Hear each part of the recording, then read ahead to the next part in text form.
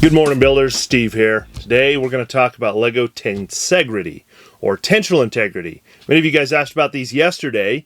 These are essentially builds that are held together by Lego string or chain, and they're not necessarily just Lego ones. These actually derive from physics and are commonly used to create ways of just holding a structure together based on the tension that pulls the pieces together. These work quite well in Lego because they're compressive instead of expansive, so they work really well. Today I'm going to show you basically how to make a basic one, and before we do, I'm going to show you, after you take some of these things that I'll show you today, the depth of what you can do. Okay guys, here we are at the build table. I'm going to go ahead and show you my Lego Tensegrity project. So let's slide this over here so you can see. This originally started with this train. This is a gift you got from Lego when you purchased some stuff a couple months ago. And it came with a display stand, but I thought I wanted something different for it. And since Tensegrity is the fad at the moment, I thought we'd do one. So you can see down here, I'm just going to put this up, and then I'll put my train here on top. And there you go. Lego Tensegrity train stand, complete with base, bridge, and a train. So now this is more complicated than we're probably going to tackle today, but I want to show you the basic principle which makes this work, and then you can create any project you want. Right now there's tons of them, but we're not interested in those. We want to learn how to make our own. So here we go, guys. I've got some pieces here to make ourselves a simpler one that we can use to explain what's going on in this Tensegrity project, and then you can build your own. So the key component here is going to be 3 pieces of string or wire or rope. In this case, I've got 2 of them have to be the same size. In this case, I've got 2 white pieces of rope. Came from a Spider-Man set a while ago. And then I've got a third one that's just a small black piece of rope. You can use chain, you can use dental floss, you can use your mom's sewing thread. Really doesn't matter. But if you're trying to stick to the Lego pieces, these are kind of some of your options. Now, what's going to be important is these 2 must be the same length, and they are longer than your other piece, which is a different size.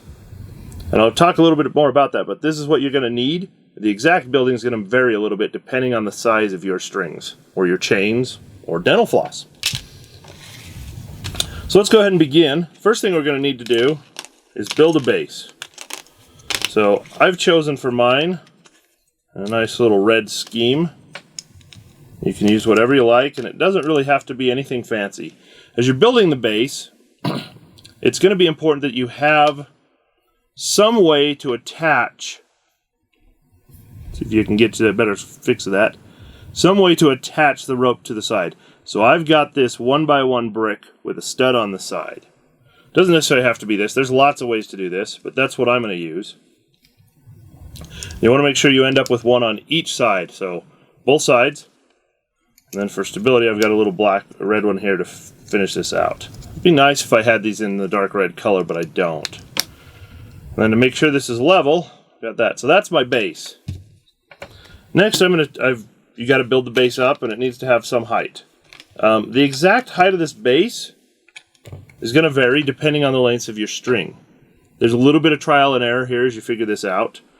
And then I've sloped this up to give it a nice little look. Then I'm going to use a bunch of 2x2 or 1x2 bricks to build this up. And I put it up here. The next part of this that's important is to have some sort of offset. So in mine, I've used these rounded plates, and the plate sticks out a bit. I'm going to put that on top. And as I do so, the next piece is an attachment point. So I've used this 1x2 bracket. It sticks to the side, and I've got a 1x1 jumper plate on the end. That jumper plate is where I'm going to attach my short string. So in the center, this is critical. That small short piece that we used, it's going to go in the center. Next, I'm essentially going to recreate that same thing I just did, but backwards. So again, I've got a base here. This is just a bunch of 1x2 plates that I've stacked to make a sort of stable base for this to sit on.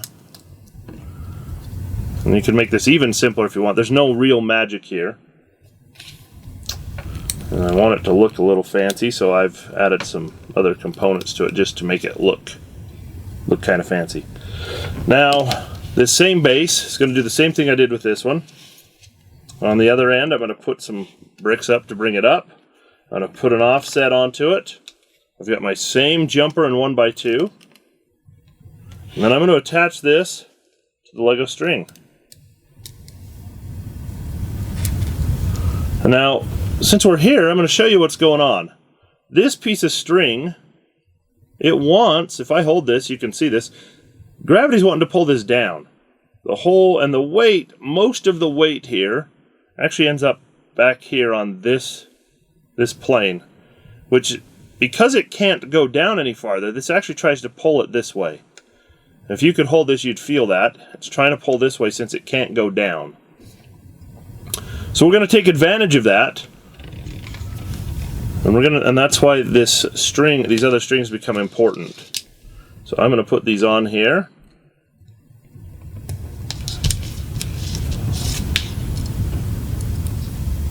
Like so. Oh, well, maybe I'm going to put these on here. There we go. I'm going to secure them in place. These ones probably don't need this extra plate to keep it secure because the weight is so minimal. But if you've got something heavier, like the train I showed you earlier, you are definitely going to need this. Okay, so those are on there. That's there.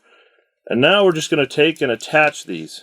So I've got my string on this side, and it attaches down here to this piece of the base. This one comes and attaches to the opposite side. I'll stand my base up, maybe. There we go. And then I'll bring this up, and I hold it like that. And there you go. Tensional integrity, the invisible piece. So there's no pieces here. What's going on again? This is trying to pull it down. It can't, so it starts to create an inertial moment that's trying to go this way. It's got some torque on it. And as it does that, these two strings are actually not long enough for it to overcome that. They're too short. This actually wants to, because this wants to turn, these need to be longer. And so that's holding this in place. So you can see, if I push it the other way, right, it falls over, because there's plenty of credence to go that way. There's just not enough to bring it this way. If I wanted to make this more stable, I could put this some more weight out here, which would pull this even harder this way. That's it, guys. That's Lego Tensegrity, the invisible pieces, or the suspended Lego chain project. Go ahead, play with that, make anything you want. I've seen some great ones. And again, this one's mine. It's the same principle. Looks a little bit fancier. And you can do it too. There you go. Thanks, guys. We'll see you next time.